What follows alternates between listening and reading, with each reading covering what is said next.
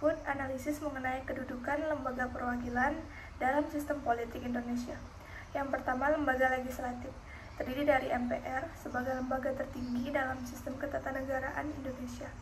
MPR memiliki peran penting dalam menetapkan kebijakan negara dan mengawasi jalannya pemerintahan. Selanjutnya, DPR. Sebagai lembaga perwakilan rakyat, DPR memiliki fungsi legislasi, anggaran, dan pengawasan. DPR bertanggung jawab dalam membentuk undang-undang, berkolaborasi dengan Presiden, serta melakukan pengawasan terhadap pemerintah. Selanjutnya, DPD.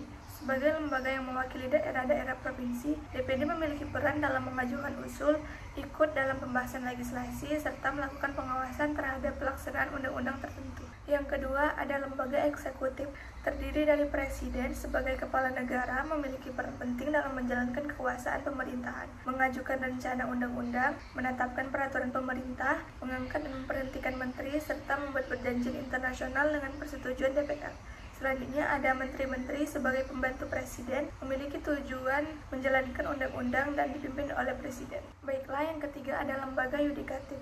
Terdiri dari Mahkamah Agung, memiliki wewenang untuk mengadil pada tingkat kasasi, menguji peraturan perundang-undangan, serta mengajukan hakim konstitusi. Selanjutnya, Mahkamah Konstitusi memiliki peran dalam menguji undang-undang terhadap UUD, serta memutus perselisihan pemilihan umum. Selanjutnya ada KY atau Komisi Yudisial, memiliki fungsi pengawasan terhadap perilaku hakim dan menjaga independensi kekuasaan kehakiman.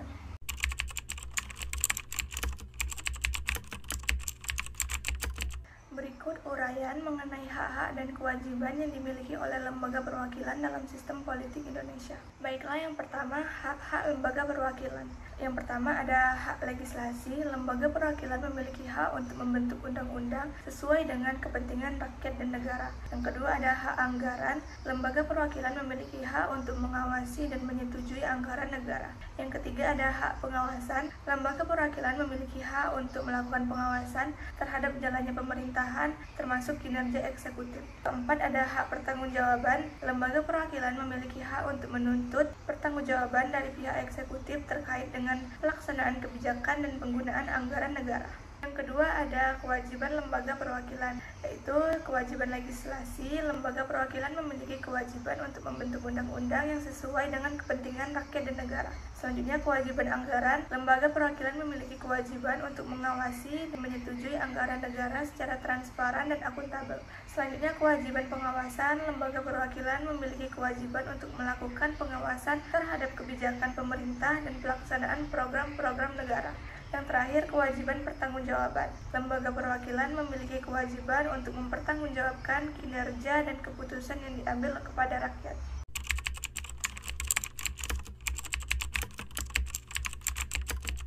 Alat-alat kelengkapan lembaga perwakilan adalah struktur pendukung yang membantu lembaga perwakilan dalam menjalankan fungsi-fungsinya. Beberapa contoh alat kelengkapan meliputi 1. Komisi-komisi atau badan-badan yang membidangi berbagai sektor kehidupan seperti pendidikan, kesehatan, dan ekonomi. Mereka melakukan kajian mendalam, pembahasan, dan penyusunan kebijakan terkait sektor-sektor tersebut. Yang kedua, badan legislasi bertanggung jawab dalam merumuskan dan menelaah rancangan-rancangan undang-undang untuk memberikan masukan untuk perbaikan regulasi. Yang ketiga, badan anggaran memiliki peran dalam pembahasan dan penetapan anggaran negara, memastikan alokasi dana yang tepat sesuai dengan kebutuhan masyarakat. Dan yang keempat, badan kehormatan bertugas menjaga etika dan disiplin anggota lembaga perwakilan serta menangani pelanggaran kode etik yang dilakukan oleh anggota.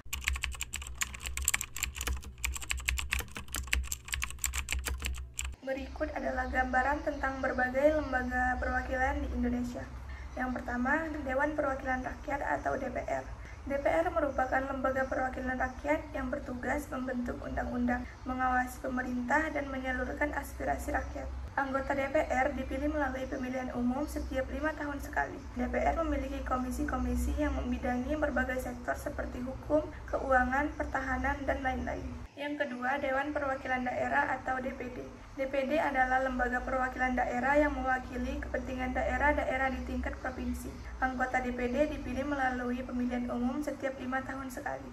DPD memiliki peran dalam mengajukan usul, memberikan pertimbangan, dan mengawasi pelaksanaan undang-undang yang berkaitan dengan daerah. 3. Majelis Permusyawaratan Rakyat atau MPR. MPR merupakan lembaga perwakilan tertinggi yang terdiri dari anggota DPR dan DPD. MPR memiliki wewenang mengubah dan menetapkan UUD, melantik presiden dan wakil presiden, serta memberhentikan presiden dan wakil presiden. MPR juga memiliki fungsi pengawasan terhadap pelaksanaan pemerintah. Yang keempat, Dewan Perwakilan Rakyat Daerah atau DPRD. DPRD adalah lembaga perwakilan rakyat di tingkat daerah yang bertugas membentuk peraturan daerah dan mengawasi pemerintahan daerah. Anggota DPRD dipilih melalui pemilihan umum setiap 5 tahun sekali. DPRD memiliki komisi-komisi yang membidangi berbagai sektor pembangunan di daerah.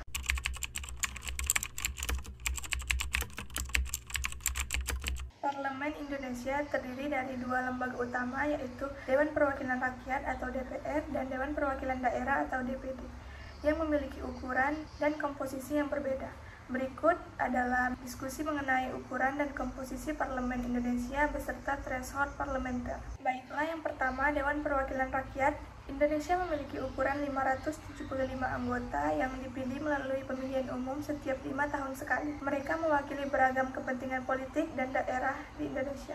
Yang kedua, DPD atau Dewan Perwakilan Daerah terdiri dari 4 anggota dari setiap provinsi, sehingga total anggota DPD sesuai dengan jumlah provinsi di Indonesia. DPD mewakili kepentingan daerah dan memastikan suara daerah didengar di tingkat nasional.